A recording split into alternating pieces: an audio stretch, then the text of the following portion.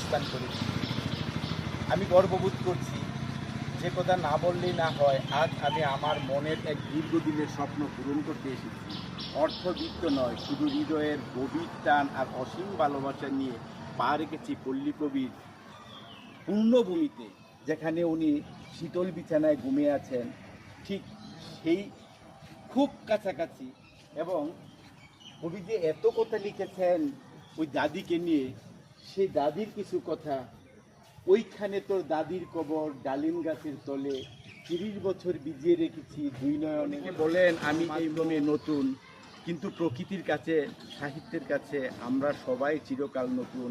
মাথা নত করে আমাদের শিখতে হয়।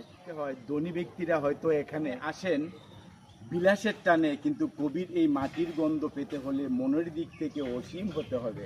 এই সেই ডালিম গাছ, যার নিচে বাংলা সাহিত্যের সবচেয়ে করুণ, সবচেয়ে মায়াময় সুরটি লুকিয়ে আছে। এই গাছের ছায়াই যেন কবি চিরকালের আশ্রয়।